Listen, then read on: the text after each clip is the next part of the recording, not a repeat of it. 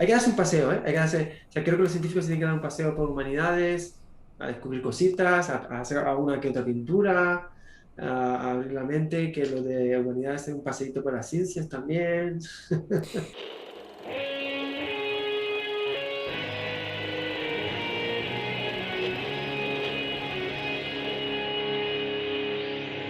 Bienvenidos a Volver al Futuro Podcast, donde platicamos con las mentes que nos impulsan a crear el nuevo paradigma de salud y bienestar, conducido por Víctor Sadia. Muy buenos días, muy buenas tardes, muy buenas noches. Hoy nos acompaña Javier Santolaya. Javier Santaolalla es doctor en física de partículas, divulgador científico, ingeniero de telecomunicaciones, youtuber, colaborador en programas de televisión, investigador y autor de varios libros. Formó parte del equipo que descubrió el bosón de Higgs en el Gran Colisionador de Hadrones, localizado en Suiza. Javi, gracias por estar aquí. Un placer, Víctor, un gusto. Bueno, voy a intentar estar a la altura porque a mí ya sabes que me siento muy intimidado por cuestiones que se alejan un poquito de lo que podría ser mi experiencia o lo que yo soy experto. Créeme que vamos a estar justo tocando esos temas y de eso se trata, porque no creo que haya un experto en ningún área en específico. Ya, eso es verdad también. Platícame nada más para empezar, ¿por qué estudiaste ingeniería en telecomunicación? Yo con 17, 18 años era como cualquier otro niño de 17, 18 años, que bueno, estás ahí intentando descubrir quién eres, qué quieres conseguir en tu vida, a dónde quieres ir, qué es lo que te gusta, qué es lo que no te gusta. Y en ese proceso de búsqueda descubrí dos cosas. Una es que se me dan bien las matemáticas y la física. Y dos, que no tenía idea de nada de la vida. Estaba perdidísimo. Eso también me di cuenta yo mismo. El caso es que por un lado había que probar y mi hermano hacía ingeniería en telecomunicaciones. Y yo creo que los hermanos mayores siempre hacen un poquito de rompehielos, ¿no? Si hubiera estudiado otra cosa, posiblemente yo habría ido detrás. A lo mejor no, pero ayuda mucho tener un referente, un hermano además que yo siempre admiré mucho. Y él hacía ingeniería en telecomunicaciones. Y dije, bueno, pues allá voy yo. Y a los 22 años descubrí que me gustaba mucho más la física y fue mi apuesta tardía. Y, bueno, me cambió la vida, fue realmente un cambio muy bonito que me ha transformado porque hoy en día cuando me preguntan sobre la ingeniería lo veo como un pasado lejano, algo que ocurrió una vez en mi vida y física como mi verdadera forma de ser. ¿Qué crees que fue lo que te atrajo a la física? Así como dices, está más alineada a mi forma de ser. Me atrajo todo. Pero sobre todo, si yo tuviera que decir qué fue lo que más me atrajo, fue ese sentimiento de misterio que envuelve la física. En la ingeniería no le ocurre. En la ingeniería, es que además piensa muy diferente. Cuando hay esas peleas entre Big Bang Theory y físico ingeniero, no es ninguna tontería. Los mecanismos de resolución de problemas y de procesos mentales que desarrolla un físico y un ingeniero son muy diferentes. En la escuela de ingeniería te enseñan de verdad te enseña, o sea, es casi dogmatismo, ¿no? O sea, es casi adoctrinación. Te dicen, es así. Te enseñan a pensar de una forma en la optimización y en la eficiencia de los procesos sin interrogarte por las causas. Los porqués no importan, o sea, si algo funciona, no lo toques. Te lo dicen además, si funciona, no lo toques. Lo que importa es que funcione. Entonces, es un proceso muy enfocado a que las cosas funcionen y a que las cosas sean las mejores, más rápidas, más eficientes y menos costosas. Sin embargo, en física es al revés. No te enseñan tanto al resultado final, sino a la metodología de pensamiento y al proceso mismo. Entonces te enseñan mucho más a preguntarte el porqué de las cosas. Eso hace que la física sea mucho más expeditiva y te pueda llevar a los límites del conocimiento humano, mientras que la ingeniería siempre va a estar en el núcleo del conocimiento, va a estar siempre explorando cosas que ya están muy asentadas. La ingeniería va retrasada con respecto a la física. La física va en la frontera del conocimiento y la ingeniería va recogiendo todo eso que va llegando. Yo me alineaba mucho más con estar en el frente, ¿no? Esos locos expeditivos que se adentran en los misterios, en la oscuridad del conocimiento humano y que intentan ir más allá me parecía mucho más romántico, mucho más bonito, mucho más estimulante. Y yo tenía las dos visiones, ¿no? Ingeniero, el que está en un laboratorio intentando que el móvil pase de tener una latencia de un milisegundo a que tenga medio milisegundo, y por otro lado un tipo que está mirando las estrellas y preguntándose dónde viene la materia, ¿sabes? Me parecía un entorno de aprendizaje y de desarrollo profesional mucho más enriquecedor y mucho más estimulante. Me encanta esta respuesta y yo debo de confesar que a veces coincido contigo en ver la física de esta manera, pero por otro lado yo vengo de las ciencias sociales, de la economía, y siempre veíamos la física como esta ciencia exacta que nos permitía predecir todo. Entonces en economía nos enseñaban a hacer modelos matemáticos para predecir cualquier casi acontecimiento futuro.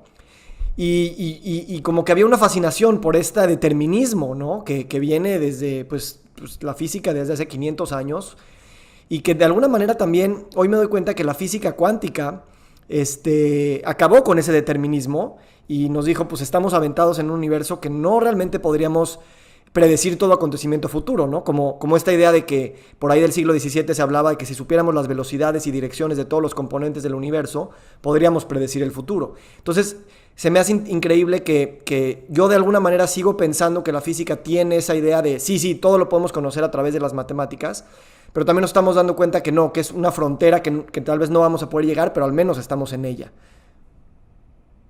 Creo que hay mucho idealismo con respecto a la física y se idealiza mucho esa capacidad. Creo que está muy basada en el músculo tan grande que le ha aportado a la civilización en los últimos 200 años, ha generado una fe súper fuerte en la tecnología y en el conocimiento científico, pero es una máscara que se rompe fácil.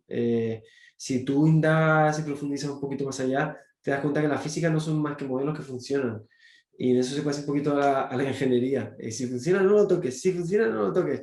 Pues si de verdad te pones a rascar, te das cuenta de que no es tan perfecta la física como se ve desde fuera, que no son las cosas tan cerradas y tan firmes como se estipulan, y que detrás de ello pues sigue habiendo un universo de desconocimiento que es gigante, es inmenso.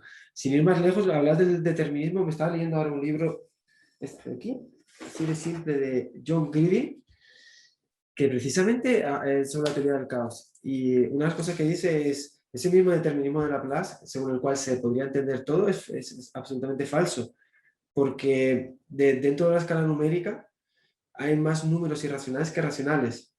Los números irracionales tienen infinitos decimales. La mayor parte de los sistemas físicos son caóticos. Eso implica que desde el momento en que te falla una cifra decimal, sea la que sea, a los 4 pasos vas a fallar la predicción.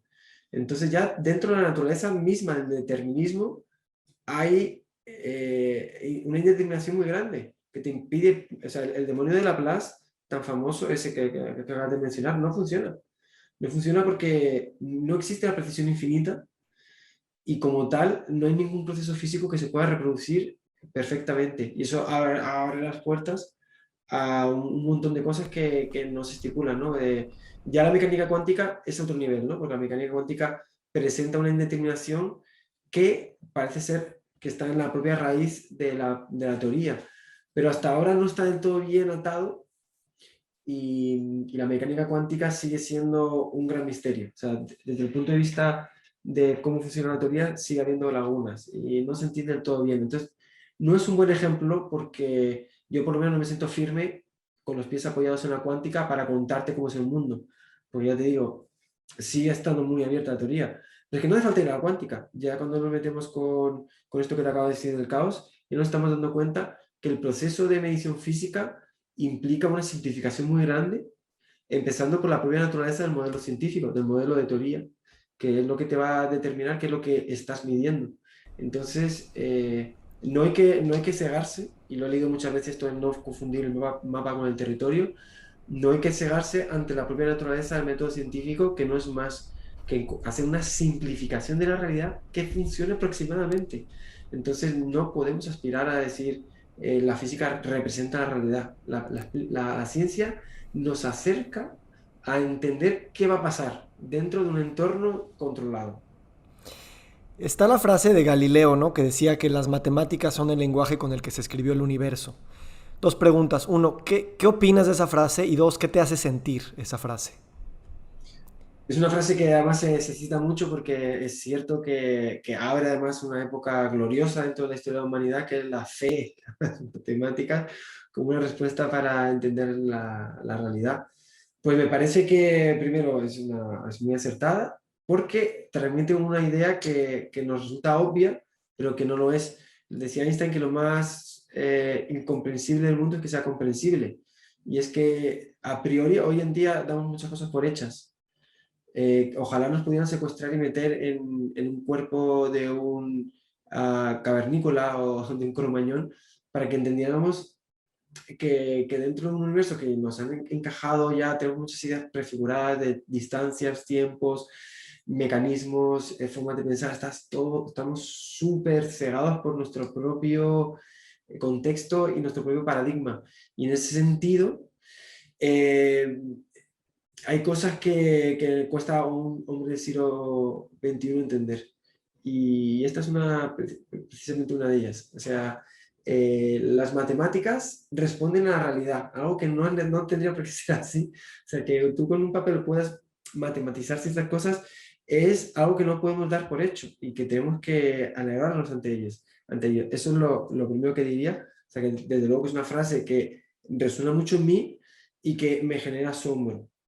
Y lo segundo, en cuanto a las emociones, me preguntabas, pues me parece una frase que me conecta mucho con Galileo, porque él sí sentía ese conflicto. Nosotros no sentimos ese conflicto. Vivimos en una sociedad científico-tecnológica donde damos por hecho que la velocidad se mide en metros por segundo, tenemos el velocímetro en el coche, medimos los tiempos con relojes, está todo, pero él no tenía esa realidad. Y él sí vive en esa frontera, en la frontera de cuando el ser humano dio ese salto mental. Y por eso que esa frase en su contexto significa mucho más que para nosotros. Ahí emocionalmente conecto mucho con él. Muy poderoso. De alguna manera, en el podcast que salió esta semana hablábamos con una antropóloga que decía que de alguna manera la ciencia también es víctima de su propio éxito, ¿no? Sí, Y cómo esta fe que la misma ciencia justificadamente nos ha dado, en que nos ha dado tantas sí, cosas, sí, sí. también nos hace pensar que todo el futuro también va a ser un tema de que la ciencia lo va a venir a resolver. Y ahorita con los grandes problemas de la civilización, basura, contaminación, agua, pobreza, migraciones forzadas, pérdida de biodiversidad, violencia, calentamiento global, etcétera, etcétera, pues claro, tecnología, ciencia está ahí, pero realmente tal vez estas promesas y cargarles tanto peso para estos grandes problemas, como si va a llegar la máquina o la píldora mágica, o científica o técnica, tal vez es ponerle demasiado expectativa, ¿no? Sí, la ciencia nos ha sacado de las tinieblas, ha conseguido mejorar el bienestar del ser humano promedio, ha aumentado nuestro nivel de vida, nuestra riqueza, ha llegado a todos los rincones de la humanidad intentando mejorar los estilos de vida en cada paso, pero sigue sin responder preguntas como qué está bien y qué está mal, sigue sin responder preguntas sobre el propio sentido de la vida, la naturaleza humana, sigue sin responder, ya no me voy a ética o moral, que es lo que estoy diciendo ahora, sino incluso la propia conciencia, la naturaleza de nuestro ser, el propio surgimiento del mundo. O sea, hay muchas cosas que la ciencia no abarca, que posiblemente nunca abarque. Yo espero que la ciencia nunca encuentre una ecuación para responder cosas como qué está bien o qué está mal, porque yo creo que se moriría un poco del propio sentido de la vida. Pero hay que tener en cuenta la ciencia, cuál es su contexto, para qué sirve y dar cabida a otro tipo de pensamientos donde la ciencia no llegue, pues que sean capaces de complementarlo. Entonces, ese éxito de la ciencia muchas veces produce una ceguera pues, que entorpece o atasca o de alguna forma está retrasando el avance de otras. Entonces, bueno, hay que tener en cuenta que la ciencia dentro de su éxito pues no es capaz de abarcar todo y que hay que entender cada cosa en su contexto y su realidad. Einstein decía, ¿no? Ningún problema puede ser resuelto en el mismo nivel de conciencia en el que se creó.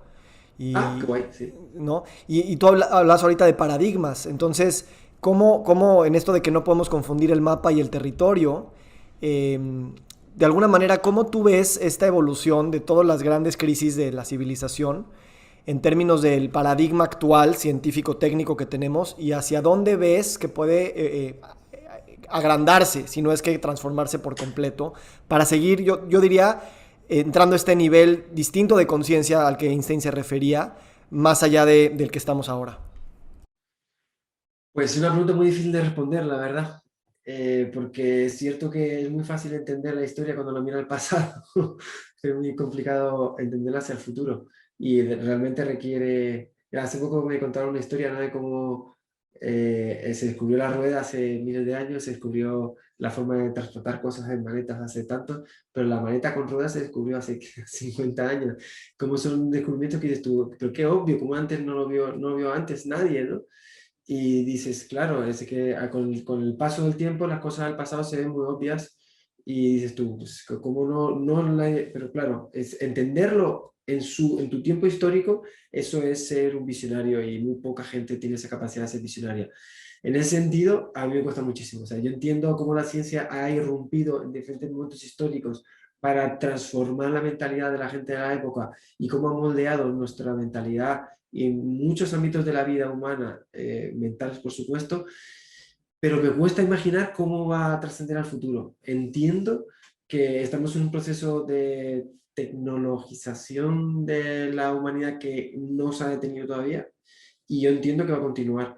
Y me da mucho miedo, o un miedo, yo diría que hasta sano, hacia dónde está yendo, ¿no? Porque estamos viendo ya todo esto, el tema del transhumanismo, el poshumanismo, estamos viendo cosas ya, la robotización, se están viendo cosas que ya empiezan a dar miedo, pero yo creo que obviamente los siguientes paradigmas van a ir hacia ahí, hacia cuál es la esencia del ser humano y cuál es el límite, ¿no? Porque al final la evolución del ser humano va a ser la máquina, seremos esclavos de los robots, iremos hacia formas más perfeccionadas de existencia. Se vienen enigmas muy duros, muy intensos. Y yo creo que la ciencia tiene que encontrar aliados en otras áreas para responder a estas preguntas, porque se vienen ahora mismo grandes dilemas que van a marcar el futuro. Y creo que me estás preguntando por esto, ¿verdad? Sí, y en ese sentido sabemos que la ciencia por su propio método es analítico y separa en distintas áreas y crea a superespecialistas en cada área, ¿no? Ya hablamos del término experto. ¿Cómo ves tú la transdisciplinariedad tan necesaria hoy en día para volver a reconectar todos los saberes de todas las ciencias? ¿Y qué se requiere para llegar a eso? Y de alguna manera, tal vez en tu campo, es cómo ves estos lenguajes comunes entre, por ejemplo, la física, las ciencias biológicas y de la vida y hasta las ciencias sociales. ¿Cómo sientes que están realmente interconectadas y podríamos tal vez colaborar más? Sí, pues es eso de esos paradigmas que se han hecho mucho a lo largo también de la modernidad, que no funcionan y se han roto. Y en particular esa segmentación de conocimiento es algo que yo creo que es reciente, en los últimos 100, 200 años, que ha funcionado muy bien a nivel productivo y yo creo que posiblemente ha sido uno de los grandes éxitos del el capitalismo moderno, de la forma de vivir moderna, el vivirnos claramente jóvenes en ramas y especializarnos de determinada manera, pero a la hora de resolver problemas es una traba porque se resuelven de forma conjunta y yo entiendo que los grandes enigmas no responden a una única forma de pensar, sino que se resuelven desde una visión más global.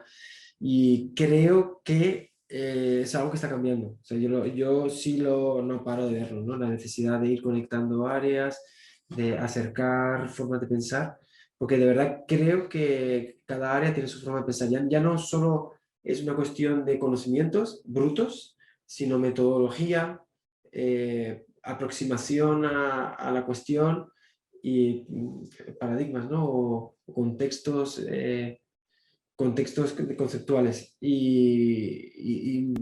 No funcionaría si nos cegáramos de una manera. De hecho, yo creo que las grandes mentes de todos los tiempos han estado siempre incursionando en esta hablar de Einstein, pues es un tipo que le daba todo.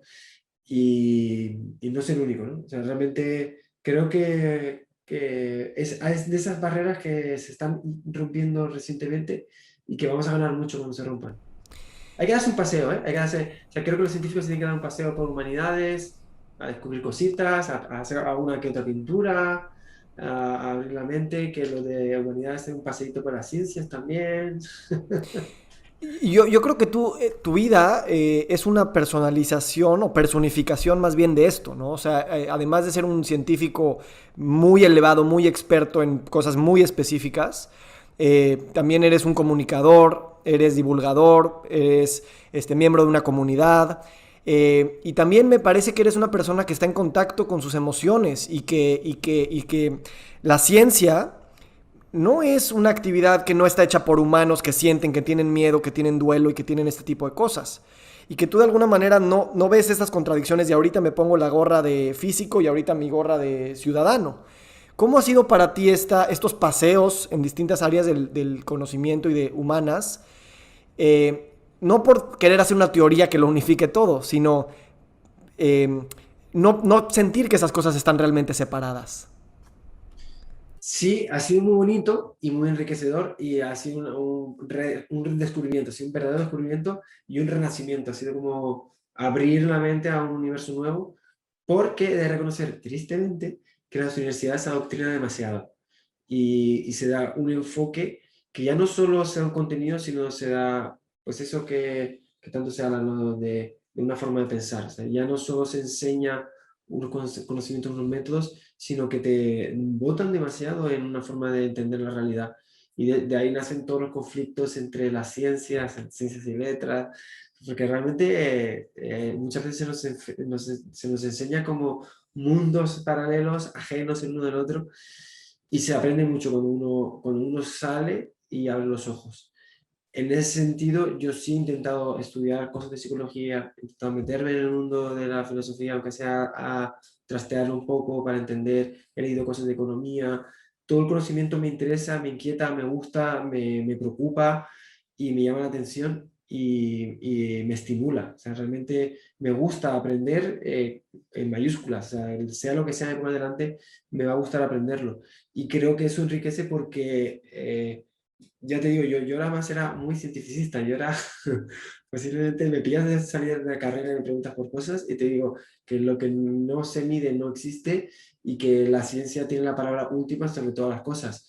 Y me he ido dando cuenta a lo largo de los años, pues que ese pensamiento, pues yo lo he adquirido conforme a un sentir que yo había respirado dentro de un entorno académico, pero cuando uno bichea en otros lados, pues te das cuenta de que pues que la realidad es mucho más amplia y mucho más bonita, porque es que si fuera tal cual te he contado, pues el mundo sería muy triste. Me alegra que haya mucho más que lo que se decía en las facultades de física y ojalá se pudiera estudiar un poquito más en las facultades de física, tanto de filosofía de la ciencia como pensamiento crítico, porque es verdad que no son cosas que te enseñan y son necesarias para desenvolverte como profesional. Tú has leído a muchos científicos muy famosos y has estado cerca y todo.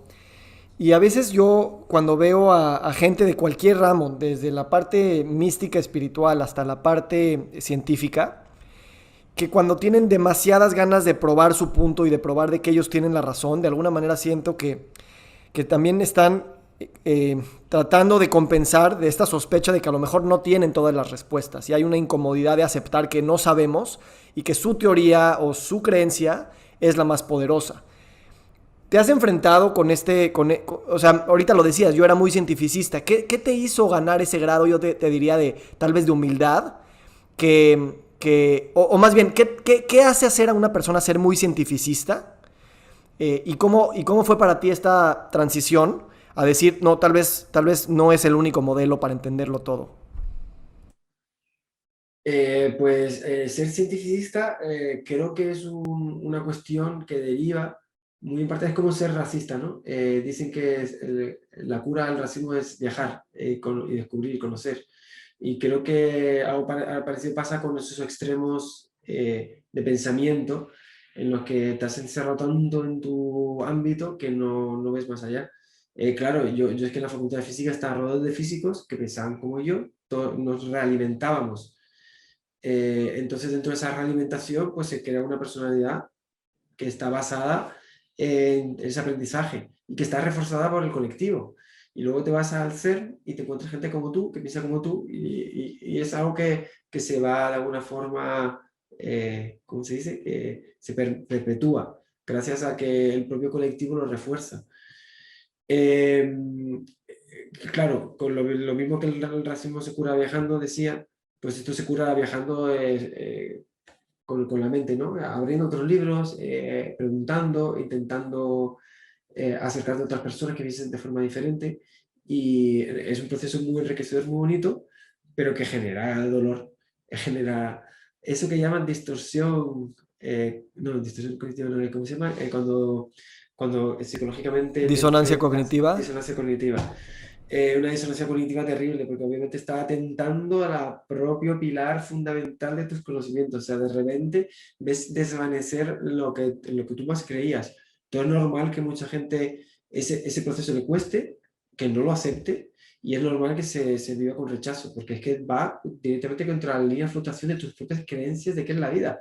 Porque hay gente que, y esto es otra cosa que durante siglos, dentro de la ciencia hay mucha gente pues que tiene mucho pensamiento dogmático y que tiene fe en la ciencia, o sea, lo vive como una religión, o sea, la religión tradicional muchas veces ha sido sustituida por otro tipo de creencias y uno de ellos es la creencia en la ciencia, de forma fehaciente y pues eso, pues dogmática.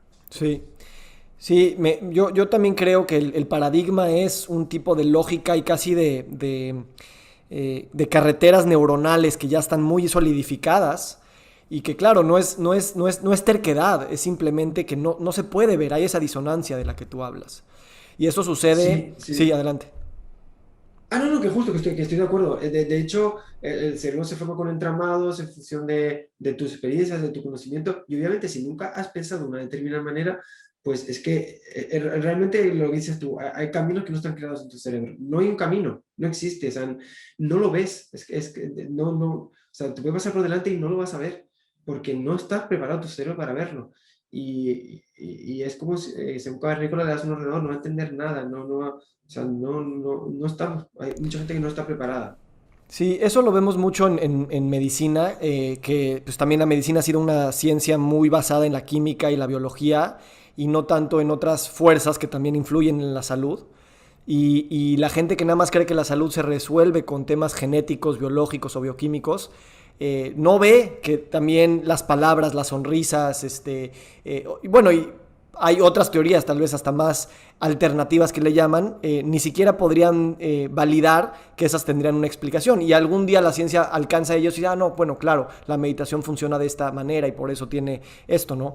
A lo que quiero llegar es eh, eh, la espiritualidad y casi como tú lo has hablado un poquito, ¿no? Del misticismo, ¿no? Que a veces, o sea, Einstein, Schrödinger, o sea, estos físicos poderosísimos de alguna manera también son místicos y que están como abiertos a que las carreteras neuronales que tenemos no son las únicas y casi a través de ficción, cosas que son hasta chamánicas, se ponen a pensar cómo podría ser de otra manera. Y eso abre una creatividad enorme para el descubrimiento científico. Sí, al respecto sí tengo que primero aclarar una cosa para que no quede por ahí en el aire, que dentro del espectro, porque parece que estoy contra las ciencias, o alguien podría llegar a descontextualizar esto y decir, no, pues, no, a ver, yo sigo teniendo un pensamiento muy en pro de la ciencia que obviamente que no es perfecta, pero que es posiblemente la mejor herramienta para mí es la mejor herramienta que yo conozco. Que no sea perfecta no significa que no sea válida, o sea, no nos vayamos al otro extremo. Y dentro de todo esto, pues yo creo en el método científico, o sea, creo en su validez. Y yo sigo apostando por el método científico en las decisiones de mi vida, la forma de entender la vida, y apuesto por esa forma de razonar y entender la realidad. ¿Que soy consciente de las limitaciones que tiene? Sí, y creo que eso es muy positivo para mí. ¿Que soy consciente que hay cosas que posiblemente se me escapan? Pues sí, creo que de nuevo es algo positivo para mí, pero no desacredito la ciencia en absoluto y al revés, creo que es uno de los grandes descubrimientos de la humanidad es el propio método científico. Y me estabas preguntando por qué, perdona, este era un pequeño... Qué bueno que das esa explicación, porque cuando meto estas palabras como chamánicas y místicas, Sí, no exacto, las exacto, llevo, no sí, las llevo a esos términos, sino sí, simplemente a las cosas que están fuera del exacto, paradigma y exacto, que sí. nos ayudan a ser creativos. Claro, entonces nos entendemos. Obviamente un científico tiene que, creo que yo, no todos, pero es positivo que mantenga los ojos abiertos ante cualquier realidad, incluso externa a la ciencia. Esto no implica que todo valga, o sea, y por eso iba esa matización, no todo vale. Y hay mucha gente, obviamente, que abusa de esta flexibilidad y esta apertura para el todo vale, y no todo vale. No, hay cosas que no, y yo creo el método científico para muchas cosas mucha capacidad que pueda tener para discriminar. Que haya más cosas que las que puede discriminar el método científico, pues posiblemente, y a eso estoy abierto. Pero hay otras que sí puede discriminar, y en eso sí que no creo. En cualquier caso, en efecto, grandes mentes del pasado han tenido esa conexión mística y la han usado a su favor, porque muchos de ellos lo han usado como fuente de inspiración para entender la realidad. Y eso está genial, porque por encima de todo, además de científicos, somos humanos y la experiencia humana es mucho más rica que las ecuaciones y las matemáticas. Y eso incluye muchas cosas que hoy en día la ciencia no puede explicar. Decía Einstein o Schrödinger, que es una frase que a mí más me dejó loco cuando leí, que la ciencia explica todo menos lo que hace que la vida merezca la pena. Y es una frase muy loca porque si piensas en ella es verdad, y, por lo menos hasta ahora. Y estos grandes científicos, estas grandes mentes del pasado, pues consideraban la influencia mística a su nivel, porque cada uno tiene su nivel místico, unos más, otros menos, unos por aquí, otros por allá, la encontraban como una fuente de inspiración y en muchos casos pues les sirvieron en su búsqueda científica. Entonces, bueno, de nuevo, tolerancia, cada uno tiene su propia visión de cuál es el camino y desde mi punto de vista, pues se aprende mucho escuchando otras visiones, sobre todo de gente que tiene esa capacidad de conectar mundos, ¿no? Porque una cosa es las personas que son muy buenas en la vertical y otra es que hay gente muy buena en la horizontal. Y esa gente que es buena en la horizontal, pues rompe muchas barreras y es capaz de ver conexiones donde otros no las ven. Y al mismo tiempo la ciencia también es productora en sí misma de espiritualidad, de alguna manera, por llamarle con alguna palabra. Y espiritual me refiero a esta sensación de asombro, de misterio. Yo, cuando te conocí, digo, te antecede una fama enorme, o sea, tienes muchos materiales, muchas cosas, viajas por todas partes. Y, y me sorprendí de tu mirada, o sea, de verdad tienes unos ojos muy abiertos, muy curiosos, muy humildes, o sea, están en asombro. Y creo que, o sea, tú lo has hablado, ¿no? De cómo te gustaba en CERN dar los tours para que la gente vea y cómo es importante estar en contacto con ese brillo en los ojos. Y eso es algo que te da la ciencia. Y Carl Sagan yo creo que es una de esas personas que más nos recordó que la ciencia era una profunda fuente de espiritualidad en este sentido. Y en ese sentido, como yo creo que la ciencia necesita del sentido de misterio para alimentarse. Sí, me alegra que hables del tema del asombro porque es de esas cosas que yo más valoro en mi vida y que más me gusta contagiar. Me encanta decirle a la gente no te dejes de asombrar porque dentro de muchas cosas muy cotidianas que hemos simplificado o que hemos dado por hechas, se esconde la verdadera magia de la realidad. Y en ese sentido también me gusta que menciones a Carl Sagan porque él tenía una espiritualidad que a mí me gusta mucho, porque era una espiritualidad crítica y una espiritualidad muy, ¿cómo se dice? Escéptica, escéptica. O sea, él era muy escéptico en su propia espiritualidad, lo cual me parece fascinante porque puedes encontrar un nivel de espiritualidad que sea acorde también a tu visión científica de la realidad. Y esa mezcla me encanta porque yo no podría convivir en una espiritualidad que contradiga mis pensamientos científicos, ni podría estar en un pensamiento científico que contradiga mi espiritualidad. Entonces me encanta que la persona que sea capaz de mezclarlas de forma sana, porque creo que es el verdadero sentido del espíritu de búsqueda que tiene un científico. Yo cuando leo sobre Sagan, veo una persona con espíritu científico, muy fiel a su espíritu científico. Él era, lo que he podido ver de él, lo que he leído de él, era una persona que ponía su espíritu científico delante por delante de muchas cosas. Y ahí creo que él encontró una forma muy bonita de entender la realidad. Ahí hay un tema increíble, ¿no? Porque mismo las religiones, las ciencias o cualquier doctrina quiere de alguna manera poner una caja para darnos una explicación de lo que es la realidad.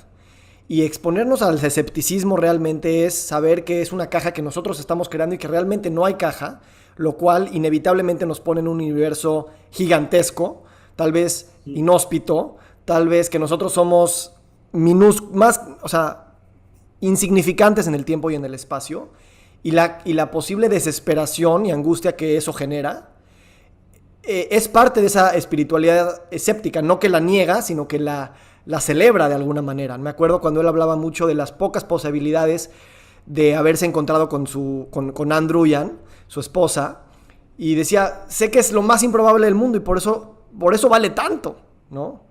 Y es este sentimiento de sentirte chico y grande al mismo tiempo, lo cual es una contradicción y al mismo tiempo es complementaria.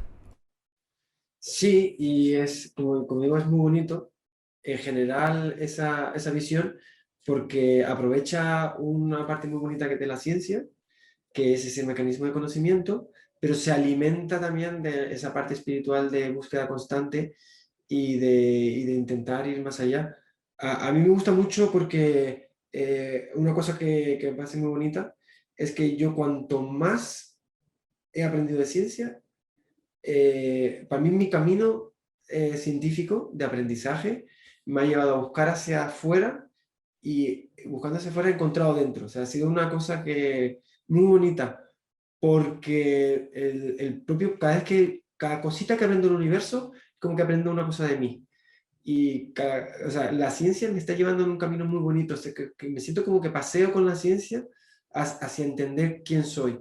Y eso realmente me llena mucho porque digamos que la ciencia me está poniendo mi espiritualidad en contexto. O sea, me está acompañando a entenderme a mí mismo, a entender mi lugar en el cosmos, a entender en qué consiste vivir. O sea, la ciencia me está apoyando en esa búsqueda.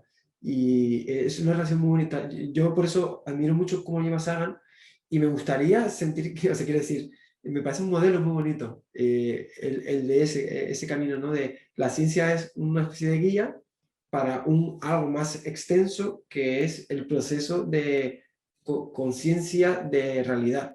Y es un proceso mucho más grande que el científico, pero que la ciencia me ayuda, me lleva. ¿Cómo ha evolucionado tu relación, eh, vamos a decir, con la muerte y con tu tiempo, con la vida, con el tiempo que tenemos aquí, pues por un pequeño rato? ¿Cómo ha evolucionado en los últimos 20 años a la luz de tu trabajo, tanto externo como interno?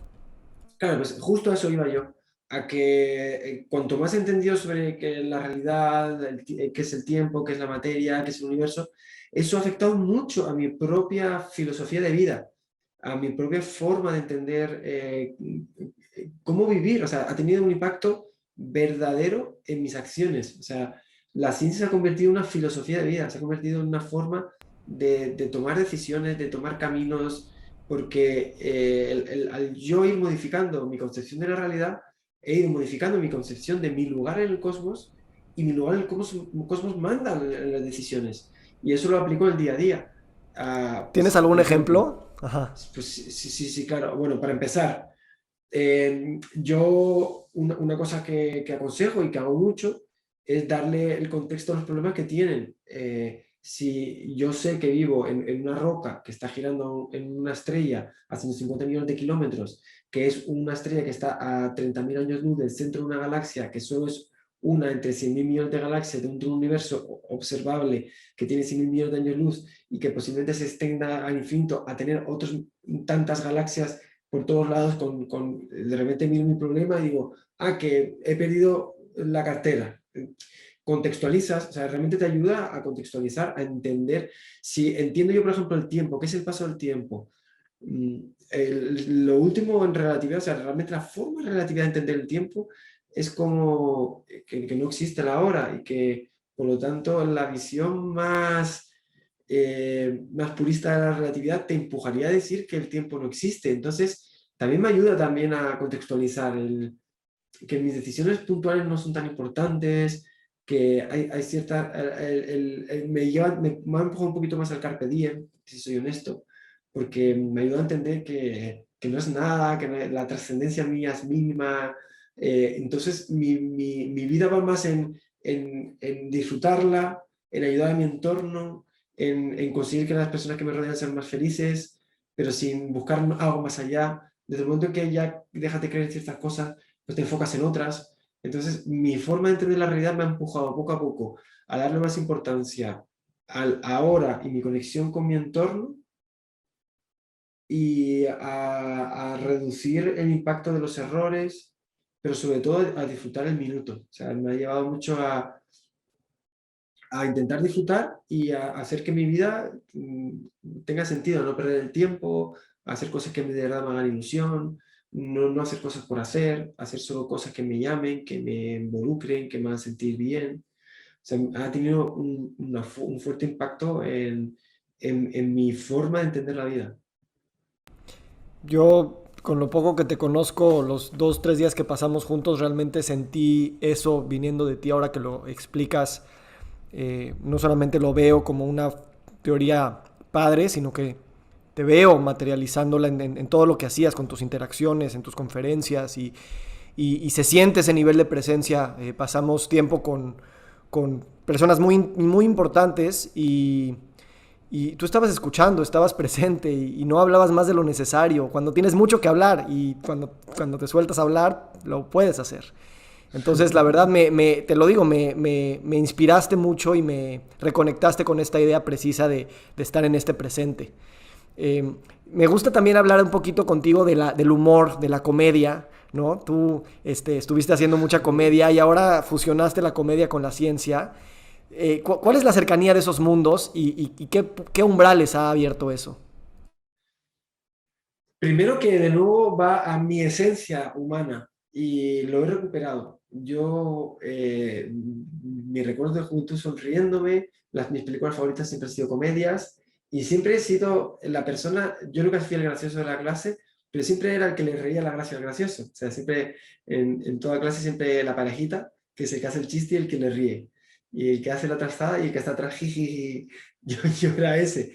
Entonces, el humor siempre ha estado, si yo entiendo mi vida en global, encuentro que el humor ha estado siempre presente en cada punto. Que yo no sea una persona especialmente graciosa, o bueno, pues intento, ¿no? Pero el humor ha sido un mecanismo muy fuerte en muchos aspectos de mi vida. Y lo he intentado aplicar a mi carrera porque he visto que no soy el único que piensa así, sino que hay una concepción en el mundo latino, en especial nosotros, la gente, los hispanoparlantes, los latinos, somos personas muy conectadas a otras personas, que tenemos muchas conexiones en torno al humor. Por eso que yo le he dado mucha importancia al humor y por eso que he intentado inculcarla en mi trabajo científico. Y yo creo que ha sido uno de mis grandes aciertos porque ha roto muchas barreras a la hora de acercarme a mucha gente. Creo que, primero, que me ha conectado con mi propia esencia. Creo que yo soy más yo cuando estoy bromeando. De hecho, me pasó una cosa cuando yo era pequeño que era muy curiosa. Yo siempre soy una persona hiper mega tímida, muy cohibida, muy introvertida. Nunca me ha gustado sobresalir ni llamar la atención y siempre como muy recogida, ¿no? En una mesa nunca me levantaría a hablar, nunca llevaría la voz cantante en nada, pero luego me soltabas en mi casa y era el payaso de la casa, estaba... Entonces me di cuenta que mi timidez era una barrera que me ponía para relacionarme con otras personas. No era una propiedad real de mi propia naturaleza como humano, era una protección que pues de alguna forma yo ponía por miedo a algo, no sé a qué. Entonces meterle el humor me ha reconectado conmigo mismo y a través del humor he aprendido a romper esa barrera y a ser más yo en mi relación con las personas. Además de que la historia del universo también puede ser fácilmente relatada como una gran comedia o como una gran tragedia. Y a veces, tal vez esa es nuestra decisión. Las dos. Las dos. Einstein lo decía, ¿no? Puedes vivir pensando que todo es un milagro o vivir pensando que nada es un milagro. De alguna manera hay una parte de interpretación y la realidad que está ahí, que es tal vez insondable, pues sí depende mucho de cómo nosotros queramos tomarla. Yo creo que la comedia es una respuesta igual de válida que la tragedia y a veces pienso que sí depende de una decisión, ¿no? Nada más. Sí, y me gusta lo que has dicho también de el todo como un milagro, pues otro ejemplo de cómo yo meto la vida científica en mis tomas de decisiones o mi forma de interpretar la realidad. Cuando te vas a estudiar cómo son las células, los mecanismos, el ADN, de verdad que es imposible estudiar biología, biología celular y no quedarte en un estado de shock al entender que verdaderamente somos milagros andantes. Y ahí es cuando también empieza a apuntar que no puede ser, o sea, no puede ser, o sea, no puede ser que la química, o sea, las conexiones químicas no puede ser, no puede ser que eso sea todo, es más, si lo es, no puede ser que no nos asombremos, que no le demos más importancia al contexto general de la vida y menos a las particularidades, porque es tan loco, o sea, si te pones a estudiar cómo funcionamos por dentro, y somos solo conscientes de un nivel, si somos realmente conscientes de todo lo que hay detrás, te ayuda también a contextualizar las cosas. Sí, ahorita en medicina se escucha mucho del microbioma y de cómo realmente somos mucho más bacterias y hongos viviendo dentro de nuestro Sí. cuerpo que células humanas, y eso también te reconceptualiza y te contextualiza lo que somos, y cómo estamos en interdependencia perenne y súper, súper intrincada entre humanos, entre bacterias, entre hongos, entre seres vivos, de lo que también nuestra propia racionalidad y lógica ha explicado hasta el momento. Ahora, vamos a otra tragedia o a otra comedia, que es las redes sociales, ¿no? ¿Qué significan Ah, para ti? ¿Cuál es tu interpretación y cómo han sido para ti un mecanismo? Y al mismo tiempo, ¿qué opinas en lo general de hacia dónde se está moviendo todo esto? Porque YouTube o estas redes tienen maravillas, ¿no? Y también pueden propiciar algunas cosas. ¿Cómo es para ti esta tragicomedia? pues sí, es tragicomedia, sí, es así. Tengo una relación compleja con las redes sociales porque por un lado he de reconocer que me han cambiado la vida, han posibilitado cosas que de otra forma no podría haber conseguido. O sea, básicamente en mi carrera ha sido posibilitada por la existencia de las redes sociales. Nací con las redes sociales y hoy se mantiene gracias a las redes sociales. Por lo tanto, pues, obviamente puedo estar muy agradecido a su existencia y también creo que ha cambiado muchos mecanismos en los que la ciencia está enquistada. La ciencia era un, un entorno solo accesible a un colectivo mínimo de la sociedad dentro de un contexto y un entorno muy particular. Hoy, gracias a las redes sociales, está mucho más abierto, llega a muchos más sitios y ha impregnado mucho más en todo el tejido social. O sea, las redes sociales muy bien.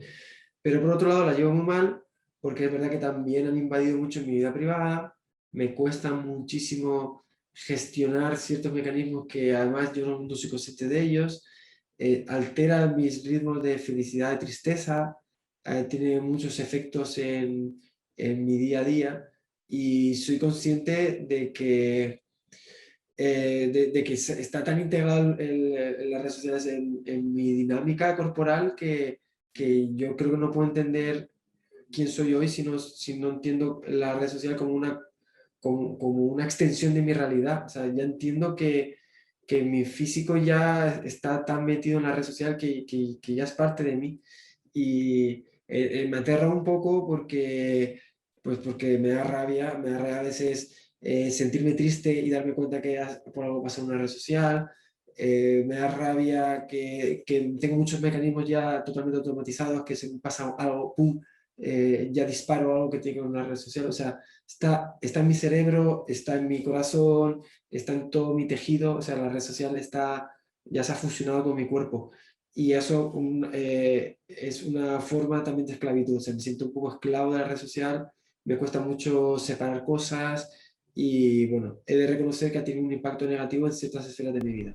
Entonces, bueno, pues las cosas no son ni buenas ni malas, hay cosas que me gustan más, cosas que me gustan menos, y ahí estoy en esa lucha. Intentar siempre que gane lo positivo, reducir lo negativo y encontrar un equilibrio sano con la red social. Gracias por esa honestidad y me gustaría también contrastarla con esta práctica que los dos queremos mucho, que es la escritura, ¿no? Y que implica otro mindset, implica otro mismo ambiente físico en el que nos encontramos. cómo vives esa escritura y también cómo la contrastas en el contexto de lo que acabas de decir. La escritura es algo que yo tenía medio abandonado, la verdad. Ahora me he lanzado a escribir, llevo 4 meses escribiendo un nuevo libro y ha sido para mí una supernova en mi vida también, porque has enterrado muchas cosas que tenía enterradas. Había muchas capas que estaban por encima de ciertas cosas y lo has destrozado todo y has sacado a florecer cosas muy bonitas. Entonces, la escritura me ha vuelto a reconectar con muchas cosas y me ha ayudado mucho y me alegro de que haya vuelto a mi vida y voy a intentar que no se vaya tanto como se fue. Me pasó que yo dejé YouTube hace 8 meses, seguro que puedes entender bien las razones de mi marcha. Muy poca gente lo entendió porque realmente me fui en mi mejor momento, me fui de YouTube y muy en parte fue por eso, porque la escritura de guiones de YouTube lo tenía muy dominado y no me estaba permitiendo escarbar, o sea, estaba generando ya guiones muy superficiales. Siempre está la crítica, ¿no? Porque pues algo más profundos. Te metes en un mecanismo, tienes un personaje, te acabas metiendo también en ciertos contextos que no te ayudan. Porque a veces dices tú, venga, pues me salgo, pero es que a veces no es tan fácil salirse. De hecho, yo me puse a escribir este libro y no rompí barreras hasta el tercer mes de escritura. O sea, me costó romper ciertos frenos que yo tenía 2 meses que estuve escribiendo de forma que yo no me sentía cómodo.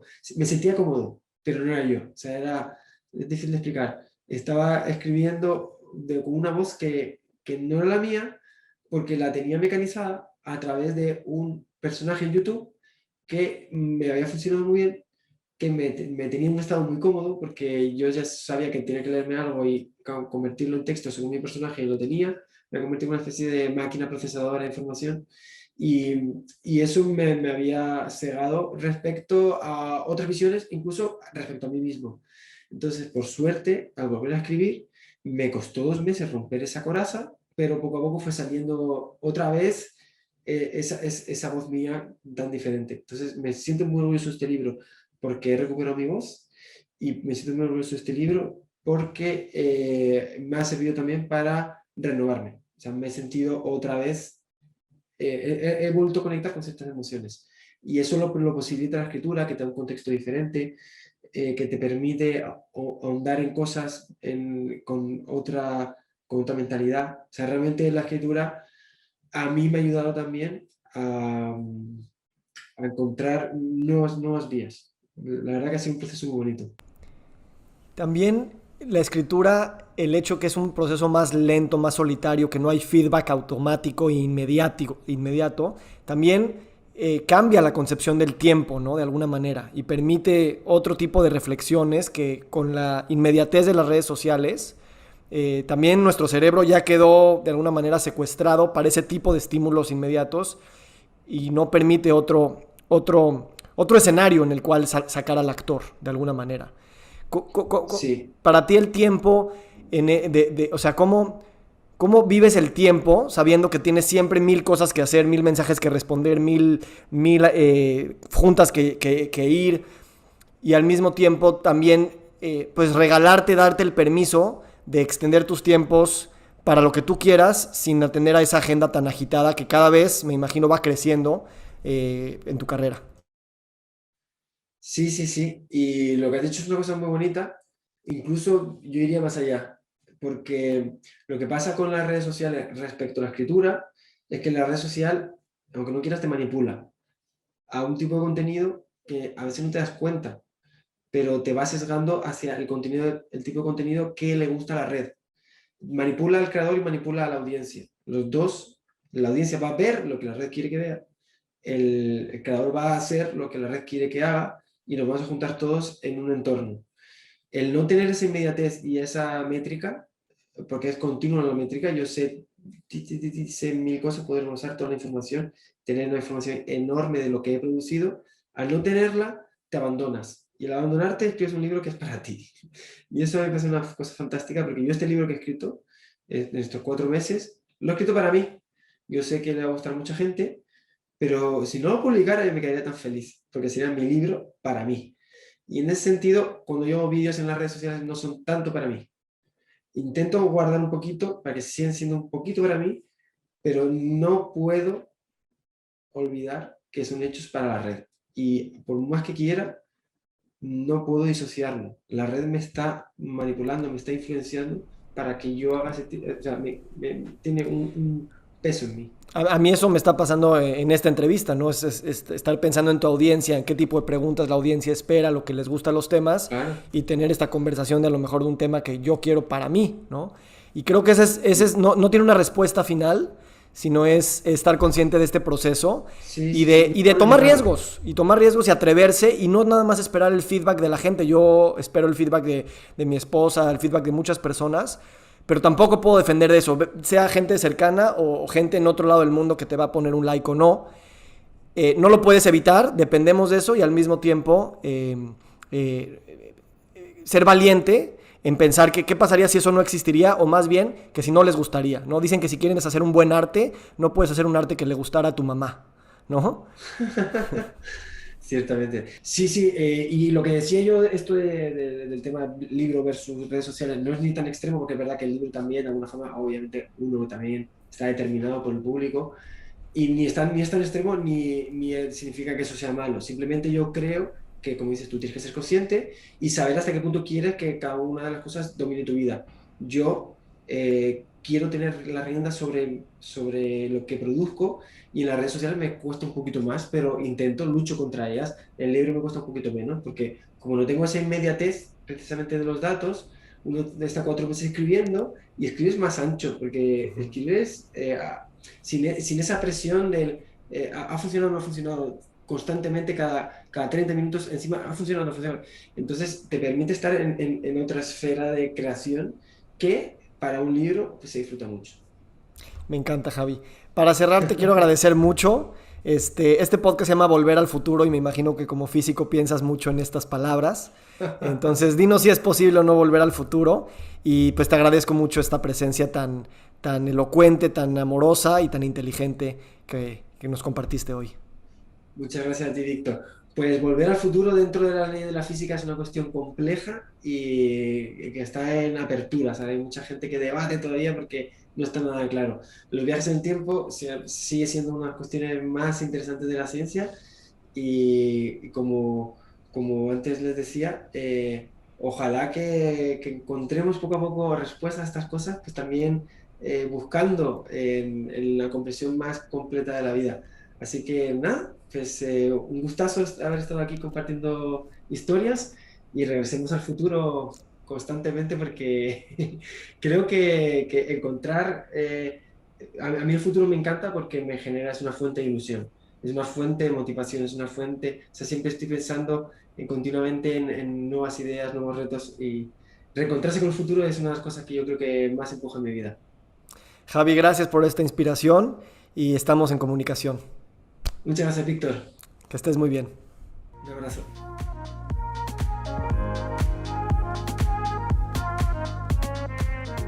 Nos encantaría recibir tu retroalimentación de estos podcasts para continuar generando contenidos que te sean útiles e interesantes. Si puedes, déjanos un comentario en la página web victorsaadia.com.